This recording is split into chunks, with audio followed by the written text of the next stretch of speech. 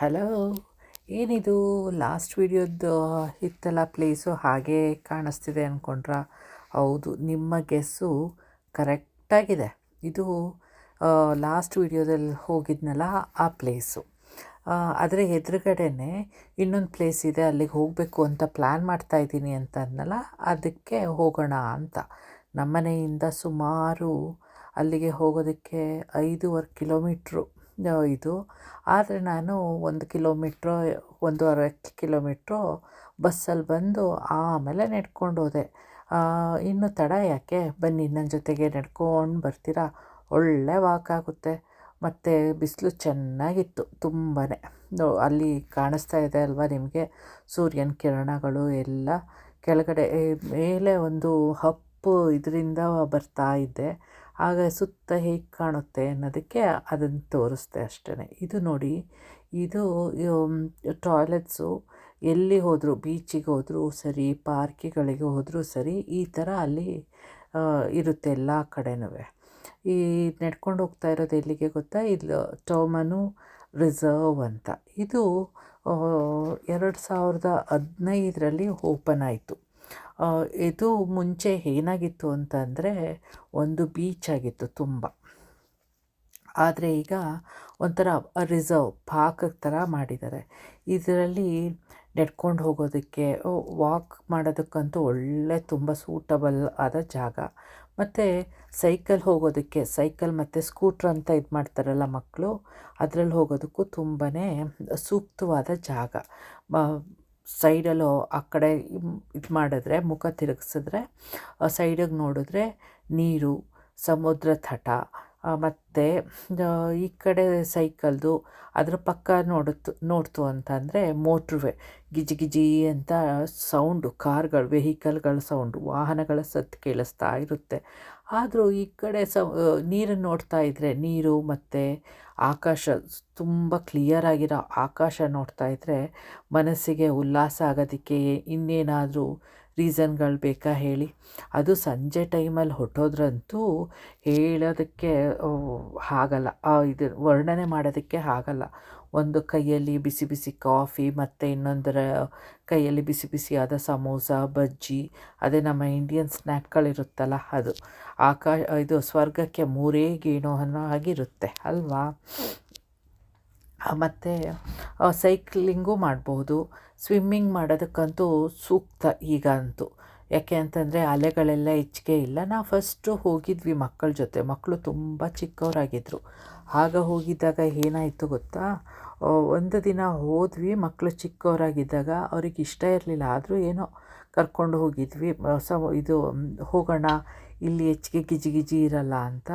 ಅದ್ರ ಮಾರನೇ ದಿನಕ್ಕೇ ಮಕ್ಕಳಿಗೆ ಚಿಕನ್ ಪಾಕ್ಸ್ ಬಂದುಬಿಡ್ತು. ಚಿಕನ್ ಪಾಕ್ಸ್ ಬಂದು ಸ್ಕೂಲಿಂದ ಆಬ್ಸೆಂಟ್ ಆಗಿದ್ದರು ತುಂಬ ದಿನ. 1-2 ವಾರ ಅಂತೂ ಆಬ್ಸೆಂಟ್ ಆಗಿದ್ದರು. ಅದಕ್ಕೆ ಇವತ್ತು ಅವರು ಮಕ್ಕಳು ಸ್ಕೂಲಿಗೆ ಹೋದ ಮೇಲೆ ಈ ಪ್ಲ್ಯಾನ್ ಮಾಡ್ಕೊಂಡು ಹೋದೆ, ಡೇ ಟೈಮಲ್ಲಿ ಹೋಗಿ ಬರೋಣ ಅಂತ. ಆಮೇಲೆ ಅವ್ರುಗಳು ಬಂದಿದ್ದರೆ ಅಷ್ಟೊಂದು ನಡ್ಕೊಂಡು ಬರೋದಕ್ಕೂ ಆಗ್ತಿರ್ಲಿಲ್ಲ ಅಲ್ವಾ? ಅದಕ್ಕೆ ಈ ಪ್ಲ್ಯಾನು. ಅವರು ಸ್ಕೂಲ್ಗಳಿಗೆ ಹೋದಾಗ ಈ ಥರ ವೀಡಿಯೋಗಳು ಮಾಡಿಕೊಂಡು ಇದು ಮಾಡೋಣ ಅಂತ ಅಷ್ಟೆ. ನೋಡಿ ಅಲ್ಲಿ ಎಷ್ಟು ಚೆನ್ನಾಗಿ ಕಾಣಿಸ್ತಾ ಇದೆ. ಹಾಗೆ ಒಂದು ಪಕ್ಷಿ ಕೂತಿತ್ತು, ಅದು ಯಾವುದು ಅಂತ ಗೊತ್ತಾಗಲಿಲ್ಲ. ಇಲ್ಲಿ ಲೋಕಲ್ ಪಕ್ಷಿಗಳು ಇರೋದು ಇಲ್ಲಿ. ಇಲ್ಲಿ ಸುಮಾರು ಪಕ್ಷಿಗಳಿದೆ. ಪಕ್ಷಿ ಮತ್ತು ಪ್ರಭೇದಗಳು. ಏನು ಫುಡ್ ಬೌಲ್ ಅಂತ ಒಂದಿತ್ತು, ಮತ್ತು ಇನ್ನೊಂದು ಕೊಕ್ಕರೆಗಳಿತ್ತು. ಸೀಗಲ್ ಅಂತ ಹೇಳ್ತೀವಲ್ಲ, ಸಮುದ್ರಗಳ ಹತ್ರ ಸಿಗುತ್ತಲ್ಲ ಆ ಥರ. ಮತ್ತು ಇಲ್ಲಿ ಇನ್ನೊಂದು ಏನಪ್ಪ ಅಂತಂದರೆ ನೋಡಿ, ಅಲ್ಲಿ ನಾಯಿ ನೋಡಿದ್ರಲ್ಲ, ಆ ನಾಯಿನ ಬೇರೆ ಕಡೆ ಎಲ್ಲ ಹೋದರೆ ನಾಯಿಗಳಿಗೆ ಬೆಲ್ಟ್ ಹಾಕ್ಕೊಂಡು ಕರ್ಕೊಂಡು ಹೋಗಬೇಕು. ಅದೇ ನೆನ್ನೆ ಹೋಗಿದ್ನಲ್ಲ ಮೇಲೆ ಬೆಟ್ಟ ಹತ್ಕೊಂಡು, ಅದಕ್ಕೆ. ಆದರೆ ಇಲ್ಲಿ ಅದನ್ನು ಬೆಲ್ಟ್ ತೆಗೆದು ಹಾಗೆ ಅನ್ಲೀಶ್ ಮಾಡ್ಕೊಂಡು ಕರ್ಕೊಂಡು ಹೋಗ್ಬೋದು. ಸ್ವಲ್ಪ ಮೊನ್ನೆ ಎಲ್ಲ ಮಳೆ ಬಂದಿತ್ತಲ್ವ, ಇಲ್ಲಿ ತುಂಬ ಇದಿರೋದ್ರಿಂದ ಸ್ವಲ್ಪ ಒಂದೊಂದು ಕಡೆ ಇನ್ನು ಹಾಗೆ ಮೆತ್ತಗಿತ್ತು. ಅದು ಹೇಗೆ ಅನ್ನಿಸ್ತಿತ್ತು ಅಂತಂದರೆ ನೀರು ಜಾಸ್ತಿ ಆದಾಗ ಈ ಕಡೆ ಸೈಡ್ ಬಂದುಬಿಡುತ್ತೆ ಅನ್ನೋ ಹಾಗೆ. ಹಾಗೆ ಸಣ್ಣ ಪುಟ್ಟ ಕಪ್ಪೆ ಚಿಪ್ಪುಗಳು ಎಲ್ಲ ಇತ್ತು. ಆದರೆ ಆ ಏಜು ಮುಗಿದಿದೆ ಅಲ್ವಾ, ಆ ಕಪ್ಪೆ ಚಿಪ್ಪುಗಳು ಹಾಕ್ಕೊಳ್ಳೋದು ಅದು ಇದು ಆಟ ಆಡೋದಕ್ಕೆ ಅಷ್ಟೊಂದೇನು ಇದು ಮಾಡಲಿಲ್ಲ. ಅದಕ್ಕೆ ಹಾಕ್ಕೊಳ್ಳಲಿಲ್ಲ, ಹಾಗೆ ಬಂದೆ. ನೋಡಿ, ಇದು ಇನ್ನೊಂದು ಸ್ವಲ್ಪ ದೂರದಲ್ಲಿ ಹೋದರೆ ಹೇಗೆ ಕಾಣಿಸುತ್ತೆ. ಒಂದು ಹಾಡುಗಳು ಬರುತ್ತಲ್ವ ಹಿಂದೀಲಿ, ಓ ಮಾಯಿರೇ ಅಂತನೋ ಏನೋ, ಸಮುದ್ರದಲ್ಲಿ ಇದು ಬೋಟಲ್ಲಿ ಹೋಗುವಾಗ ಆ ಥರ ಅನ್ನಿಸ್ತಾ ಇತ್ತು ನನಗೆ, ನನ್ನ ಭಾವನೆ. ಮತ್ತು ಹೀಗೆ ಎಲ್ಲೇ ಹೋದರೂ ಪಾರ್ಕ್ಗಳಂತಂದಮೇಲೆ ರಬ್ಬಿಷ್ ಬಿನ್ ಇಟ್ಟಿರ್ತಾರೆ. ಆ ರಬ್ಬಿಷ್ ಬಿನ್ಗಳನ್ನೆಲ್ಲ ಡೈಲಿ ಅದನ್ನು ಬಂದು ಚೇಂಜ್ ಮಾಡ್ತಾರೆ. ಮತ್ತು ಇನ್ನೊಂದು ಕೆಲವು ಕಡೆ ನಾಯಿಗಳು ಓಡಾಡೋ ಇದಕ್ಕೆ ನಾಯಿಗಳಿಗೆ ಅಂತಲೇ ಟಾಯ್ಲೆಟ್ ಮಾಡಿಕೊಂಡ್ರೆ ಅದಕ್ಕೆ ಎಲ್ಲದಕ್ಕೂ ಒಂದು ಕವರು ಅಲ್ಲೇ ಇಟ್ಟಿರ್ತಾರೆ. ಮತ್ತು ಅದನ್ನು ಬಿಸಾಕೋದಕ್ಕೆ ಇನ್ನೊಂದು ರಬ್ಬಿಷ್ ಬಿನ್ನು, ಈ ಮಾಮೂಲಿ ಇದು ಕಸ ಹಾಕೋದಕ್ಕಲ್ಲ, ಇನ್ನೊಂದು. ಮತ್ತು ಅಲ್ಲಿ ಇನ್ನೇನು ಇದು ನೋಡಿದ್ರಿ ಅಂದ್ಕೊಂಡ್ರೆ ಏನು ಲೈಟಿನ ಕಂಬನೋ ಪವರ್ ಲೈನ್ಗಳೋ? ಹೌದು, ನಿಮ್ಮ ಗೆಸ್ಸು ಸರಿ. ಅಲ್ಲಿ ಏನು ಅಂತ ಮರಳು ತೋರಿಸ್ದೆ. ಮರಳು ಅಷ್ಟೊಂದೇನು ಇರಲಿಲ್ಲ, ಆದರೆ ಇತ್ತು ಸ್ವಲ್ಪ. ಪವರ್ ಲೈನು ಮುಂಚೆ ಇದು ಬೀಚು ಜನಸಾಂದ್ರತೆ ಇತ್ತು ತುಂಬ ಇಲ್ಲಿ. ಆದರೆ ಈಗ ಅದೇನಾಗೋಗಿದೆ ಅಂತಂದರೆ ಪವರ್ ಲೈನು, ಗ್ಯಾಸ್ ಲೈನು ಮತ್ತು ಟೆಲಿಕಮ್ಯುನಿಕೇಷನ್ ಫೋನ್ಗಳ ಲೈನ್ಗಳು ತುಂಬ ಆಗೋಗಿದೆ. ಹಾಗಾಗಿ ಇದು ಬೇರೆ ಕಡೆ ಅಷ್ಟೊಂದೆಲ್ಲ ನಾನು ನೋಡಿರಲಿಲ್ಲ, ಇಲ್ಲಿ ಮಾತ್ರ ಹಾಗೆ ಮತ್ತು ಇನ್ನೊಂದು ಕಡೆ ಎಲ್ಲೋ ನೋಡಿದ್ದೀನಿ. ನೋಡಿ ಎಷ್ಟು ಚೆನ್ನಾಗಿದೆ. ನಿಮಗಿಷ್ಟ ಆಯಿತಾ? ಇದೆಲ್ಲ ಸೀನ್ರಿಗಳು ಒಳ್ಳೆ ಮೂವಿಲಿ ನೋಡ್ದಾಗಿದೆ ಅಲ್ವಾ ದೂರಕ್ಕೆ. ಇದಕ್ಕೆ ನಾನು ಅದನ್ನು ದೊಡ್ಡದು ಮಾಡಿ ತೋರಿಸ್ತಾ ಇಲ್ಲ. ದೊಡ್ಡದು ಮಾಡಿದ್ರೆ ಒಂದೇ ಚೂರು ಕಾಣಿಸುತ್ತೆ. ಅದಕ್ಕೆ ಅದನ್ನು ಹಾಗೆ ಬಿಟ್ಬಿಟ್ಟಿದ್ದೀನಿ, ಎಲ್ಲ ಕಾಣಿಸ್ಲಿ ಅಂತ. ನೋಡಿ, ಮೋಟ್ರ್ವೇ ಅಂತ ಹೇಳಿದ್ನಲ್ಲ, ಅದು ಇದು ಏನೋ ಹೈವೇ, ಸ್ಟೇಟ್ ಹೈವೇ 20. ಮುಂಚೆ ಅದಿರಲಿಲ್ಲ, ಅದು ಬಂದಿದೆ. ಮುಂಚೆ ನಾ ಬಂದಾಗಲಿಂದನೂ ಇದೆ, ಅದು ಮುಂಚೆ ಇದು ಇರಲಿಲ್ವಂತೆ, ಆದರೆ ಹೀಗೆ ಇದೆ. ಮತ್ತು ಇಲ್ಲಿ ಪಕ್ಷಿಗಳು ತುಂಬ ಇದೆ. ಆ್ಯಕ್ಚುಲಿ ನಾನು ಬೆಳಗ್ಗೆ ಹೋಗಿದ್ದಾಗ ಅಲ್ಲಿ ಒಬ್ಬರು ಪಕ್ಷಿಗಳದ್ದು ಇದಕ್ಕೆ ಗೂಡುಗಳ್ಗೆ ಏನೋ ಹೊಸ ಮರಿಗಳಿತ್ತ ಏನೋ, ಅದಕ್ಕೆ ಕಾಲರ್ ಹಾಕ್ತಿದ್ರು. ಅದನ್ನು ನಾನು ನೋಡಿದೆ. ಮತ್ತಿಲ್ಲಿ ಇನ್ನೊಂದು ಏನೋ ರೆಕ್ಕೆ ಥರ ಕಟ್ಕೊಂಡು ಹಾರ್ತಾರಲ್ವ, ಕೈಟ್ ಅಂತ, ಸರ್ಫಿಂಗ್ ಮಾಡೋದಕ್ಕೆ, ಅದೆಲ್ಲ ಇಲ್ಲಿ ಇಲ್ಲ ಈ ಇದರಲ್ಲಿ ಬೀಚ್ ಫ್ರಂಟಲ್ಲಿ. ಆದರೆ ಇದ್ರ ಮುಂದೆ ಹೀಗೆ ಹೋಗ್ತಾ ಇದ್ದರೆ ಅಲ್ಲಿ ಅದು ಮ್ಯಾಂಗೆರೆ ಬ್ರಿಡ್ಜ್ ಅಂತ ಒಂದು ಪ್ಲೇಸ್ ಇದೆ, ಅಲ್ಲಿಗೆ ಕನೆಕ್ಟ್ ಆಗುತ್ತೆ. ಅಲ್ಲಿಗೆ ಹೋಗುವಾಗ ಮಧ್ಯೆ ಅಲ್ಲಿ ಫಿಶಿಂಗಿಗೆ ಅಂತಲೇ ಒಂದು ಇದು ಮಾಡಿದ್ದಾರೆ. ಅಲ್ಲಿ ತುಂಬ ಜನ ಇರ್ತಾರೆ ಫಿಶಿಂಗ್ ಮಾಡೋದಕ್ಕೆ. ಸುಮಾರು ಸಲ ಹೋಗುವಾಗ ಏರ್ಪೋರ್ಟಿಗೆ ಹೋಗೋದಕ್ಕೂ ಈ ರೋಡಲ್ಲಿ, ಈ ಮೋಟ್ರ್ವೇಲೇ ಬರಬೇಕು.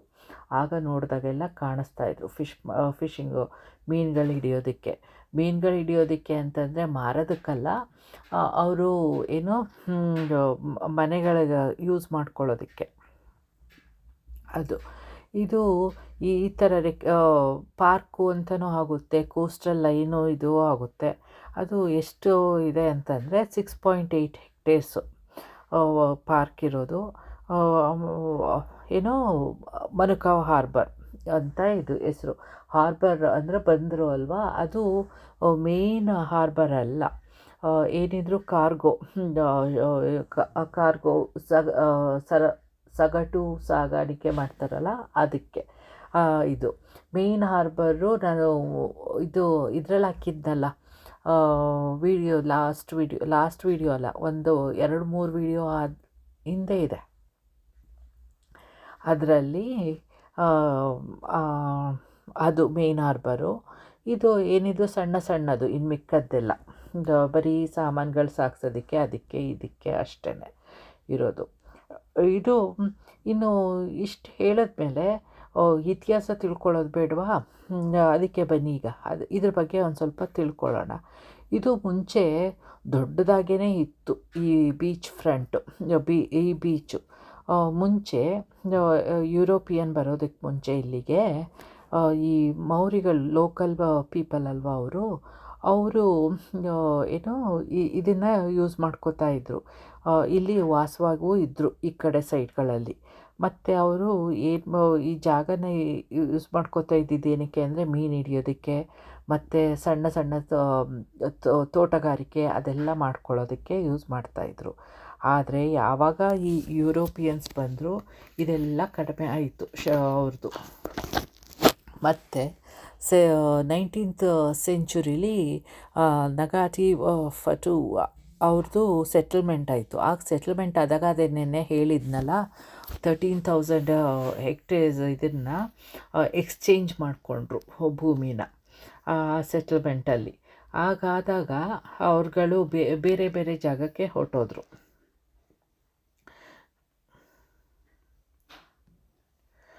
ಮತ್ತು ಇಲ್ಲಿ ಅದು 1840 ಅದು ಅಲ್ಲೇ ಆವಾಗೆಲ್ಲ ಅಂದರೆ ಯುರೋಪಿಯನ್ ಬರೋದಕ್ಕೆ ಮುಂಚೆ ಇಲ್ಲಿ ಏನಕ್ಕೆ ಅಂತಂದರೆ ವ್ಯಾಪಾರ ಮಾಡೋದಕ್ಕೆ ಬರ್ತಾಯಿದ್ರು ಈ ಸುತ್ತಮುತ್ತ ಈ ಇದರಲ್ಲಿ.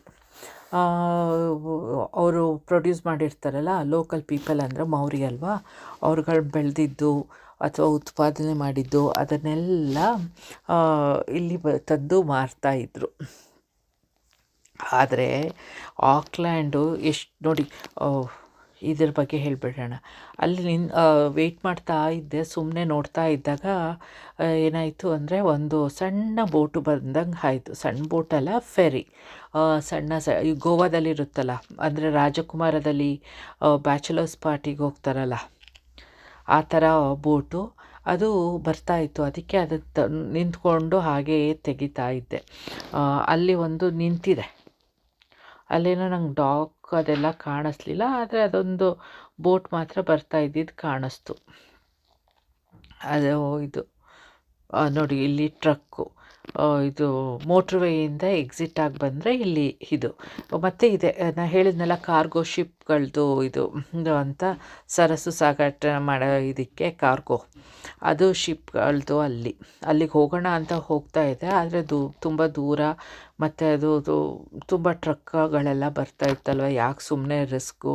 ಕರೆಕ್ಟಾಗಿ ಅಲ್ಲಿ ನಡ್ಕೊಂಡು ಹೋಗೋದಕ್ಕೆ ಜಾಗ ಇದ್ದರೂ ಕೂಡ ಅಷ್ಟು ಜೋರು ಬರ್ತಾ ಇತ್ತಲ್ಲ.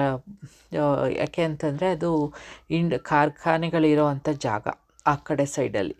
ನೋಡಿ, ಆಗಲೇ ಎಷ್ಟು ಬೇಗ ಎಷ್ಟು ಫಾಸ್ಟಾಗಿ ಬಂದುಬಿಡ್ತು ಆ ಫೆರಿ. ನೋಡಿ, ಬರ್ಡ್ಸ್ ಆಫ್ ಮನುಕಾವ್ ಹಾರ್ಬರಲ್ಲಿ ಏನೇನು ಸಿಗುತ್ತೆ ಅಂತ, ಫುಡ್ ಬೌಲು ಇದು, ಮತ್ತು ಅಲ್ಲಿ ಸೀಗಲ್ ಕಾಣಿಸ್ತಾ ಇದೆ. ಆದರೆ ನೋಡಿ ಎಲ್ಲ ಏನು ಮಾಡಿಬಿಟ್ಟಿದ್ದಾರೆ, ಈಸ್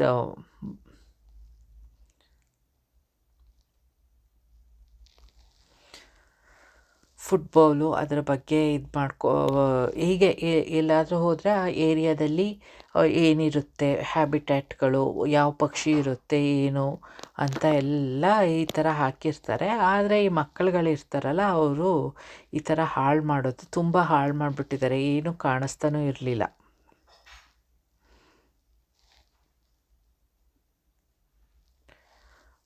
ಫಿಲ್ಸ್ ಅಂತಲೇ ಏನೋ ಇದೆ, ಕಾಣಿಸ್ತಿಲ್ಲ ನೋಡಿ. ಅಲ್ಲಿ ಅದು ಏನು ಅಂತ ಕಾಣಿಸ್ತಿದೆ. ಈಗ ಅದು ಇದು ಏನು ನನ್ನ ಬೀನಿ ಅದನ್ನು ಕಳ್ಕೊಂಡೆ ಈ ಇದರಲ್ಲಿ, ಏನೋ ಆಗಿದೆ. ಆದರೆ ಆಮೇಲೆ ಹೇಗೆ ಕಳೆದೋಯ್ತೋ ಗೊತ್ತಿಲ್ಲ. ನಾನು ಬಂದುಬಿಟ್ಟಿದೆ ವಾಪಸ್ಸು, ಆಲ್ಮೋಸ್ಟು ಆಗ ನೆನಪಾಯಿತು. ಹೋದ್ರೋಯ್ತು ಬಿಡಿ ಅಂದ್ಕೊಂಡು ಸುಮ್ಮನೆ ಆದೆ, ವಾಪಸ್ ಹೋಗೋದಕ್ಕಾಗಲ್ವಲ್ಲ. ಈ ಫ್ಲವರ್ ನಾನು ಇವತ್ತೇ ಫಸ್ಟ್ ನೋಡಿದ್ದು ಇಲ್ಲಿ, ತುಂಬ ಚೆನ್ನಾಗಿ ಕಾಣಿಸ್ತು, ತುಂಬ ಚೆನ್ನಾಗಿತ್ತು. ಈ ಥರ ನಾನು ನೋಡೇ ಇರಲಿಲ್ಲ. ವೈಟದ್ದು ನೋಡಿದ್ದೆ, ಬಿಳಿ ಬಣ್ಣದ್ದು, ಹಳದಿ ಬಣ್ಣದ್ದು ನೋಡಿರಲಿಲ್ಲ. ಹಾಗಾಗಿ ಅದನ್ನು ತುಂಬ ಫೋಕಸ್ ಮಾಡಿ ಚೆನ್ನಾಗಿ ತಗೊಂಡೆ. ಆಯಿತಾ. ಇದು ಈ ಕಡೆ ಸೈಡು ಒಂದು, ಈ ಕಡೆ ಸೈಡು ಇನ್ನೊಂದು ಇದು ಎಕ್ಸಿಟ್ಟು ಹೊರಗೆ ಹೋಗೋದಕ್ಕೆ. ಇದ್ರ ಮುಂಚೆ ಒಂದು ಸ್ವಲ್ಪ ದೂರ ಹೋಗಿದೆ, ಇವತ್ತಿನಷ್ಟು ದೂರ ಹೋಗಿರಲಿಲ್ಲ. ಇವತ್ತೇನೋ ಹೋಗಬೇಕು ಅನ್ನಿಸ್ತು, ಹಾಗಾಗಿ ಹೋದೆ.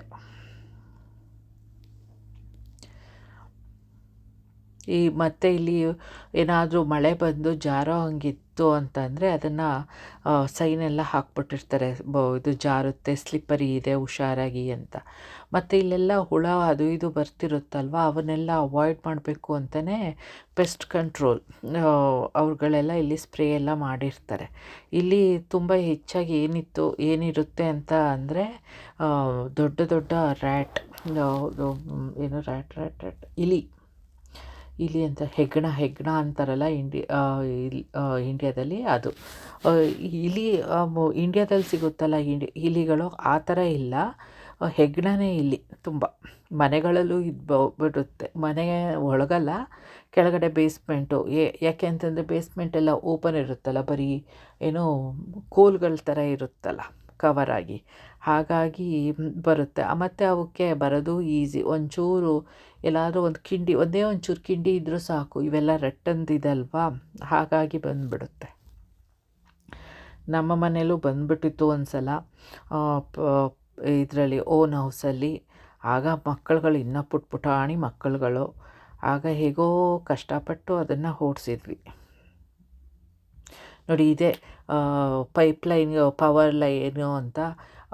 ಅದಕ್ಕೆ ಫಿಶಿಂಗು, ಅದು ಏನು ಗಾಳಿಪಟ ಇದು ಮಾಡೋದು ಅಂದರೆ ಸರ್ಫಿಂಗಿಗೆ, ಅದೆಲ್ಲ ಬ್ಯಾನ್ ಮಾಡಿದ್ದಾರೆ ಇಲ್ಲಿ. ಸಾಮಾನ್ಯವಾಗಿ ಬ್ಯಾನ್ ಎಲ್ಲ ಮಾಡ್ತಿರ್ಲಿಲ್ಲ, ಆದರೆ ಇಲ್ಲಿ ಈ ಥರ ಇಷ್ಟು ನೋಡಿ, ಈ ಥರ ಫುಲ್ ಇದೆ ಎಲ್ಲ ಕಡೆನೂ ಇಲ್ಲಿ. ಅದಕ್ಕೇ ನೀರೆಲ್ಲ ಕಾಮಾಗಿದೆ ಅಲ್ವಾ, ಅದಕ್ಕೆ. ಆಮೇಲೂ ಫಸ್ಟ್ ಬಂದಿದ್ದಾಗ ಮಕ್ಕಳುಗಳು ಕರ್ಕೊಂಡು ಬಂದಿದೆ ಅಂತ ಅಂದೆ ಅಲ್ವಾ, ಆಗ ಅಲೆಗಳೆಲ್ಲ ತುಂಬ ಬರ್ತಿತ್ತು. ಈಗ ಅಂತೂ ಅಲೆಗಳೆಲ್ಲ ಏನೂ ಇರಲೇ ಇಲ್ಲ, ಒಂದೇ ಒಂಚೂರು ಎಲ್ಲೋ ನೋಡಿದೆ ಅಷ್ಟೇ ಅಲೆ. ಅದು ಬಿಟ್ಟರೆ ಇನ್ನೇನು ಇಲ್ಲ. ಅದೇ ಮರಳು ಕಡೆ ನಾಯಿದು ಹೇಳಿದ್ನಲ್ಲ, ತೋರಿಸಿದ್ನಲ್ಲ, ಅಲ್ಲಿ ಮಾತ್ರ ಒಂದು ಸ್ವಲ್ಪ ಅಷ್ಟೇ. ಅದು ಬಿಟ್ಟರೆ ಇನ್ನೆಲ್ಲೂ ಇರಲೇ ಇಲ್ಲ ಅಲೆ ಅನ್ನೋದು ಚೂರು. ಅದು ಏನು ಅಲೆ ಅಂತಂದರೆ ಬರಲಾ ಬೇಕಾ ಬೇಡವಾ ಅಂದ್ಕೊಂಡು ಎಣಿಸ್ಕೊಂಡು ಬರ್ತಾಯಿತ್ತು. ಆಮೇಲೆ ಅದೇ ಹಳದಿ ಗಿಡಗಳು ಅಂತ ಹೇಳಿದ್ನಲ್ಲ, ಈ ಹೂವೊಂದು ಅದು ತುಂಬ ಇಷ್ಟ ಆಯಿತು. ಅದಕ್ಕೆ ಇದು ಲೋಕಲ್ದಾಗಿ ಹೂವುಗಳು ಹೇಗಿರುತ್ತೆ ಅಂತ ತೋರಿಸೋಣ ಅಂತ ಅಂದ್ಬಿಟ್ಟು ಹಾಗೆ ಹಾಕಿದೆ. ಆಮೇಲೆ ಇಲ್ಲಿಗೆ ಸಿಗೋ ಎಲೆಗಳು ಕೂಡ ತುಂಬ ದಪ್ಪ ಇರುತ್ತೆ, ಚಳಿ ಇರುತ್ತಲ್ವ, ಅದರಾಗಿ ದಪ್ಪ ಇರುತ್ತೆ. ಇದು ಇನ್ನೊಂಥರ ಹೂವು. ನೆಡ್ಕೊಂಡು ಬೀಚಿಂದ ಬಂದುಬಿಟ್ಟಿದೆ, ಆಮೇಲೆ ಸಿಕ್ತು ಇದು ಬಸ್ಸಲ್ಲಿ ಬರುವಾಗ. ಬಸ್ ಸ್ಟಾಪಿಗೆ ನಡ್ಕೊಂಡು ಹೋಗ್ತಿದ್ನಲ್ಲ, ಹಾಗೆ ಅಲ್ಲಿ ಒಂದು ಮನೆ ಮುಂದೆ ಹಾಕಿದ್ರು, ಅದನ್ನು ಇದು ಮಾಡಿದೆ. ಇದು ಒಂಥರ ತಾವರೆ ಹೂವು ಥರ ಕಾಣಿಸ್ತಿದೆ. ತಾವರೆ ಹೂವು ಅಂತ ಕಂಪ್ಯಾರಿಸನ್ ಕೊಡ್ತಿದ್ದೀನಿ ಅಷ್ಟೇ, ಆದರೆ ತಾವರೆ ಹೂವು ಅಲ್ಲ ಇದು, ಗಿಡ ಇದಿದೆ. ಇಲ್ಲಿಗೆ ಇವತ್ತಿನ ವಿಡಿಯೋ ನಿಲ್ಲಿಸ್ತಿದ್ದೀನಿ. ಮತ್ತೆ ಇನ್ನೊಂದು ವಿಡಿಯೋದಲ್ಲಿ ಸಿಗೋಣ. ಬಾಯ್.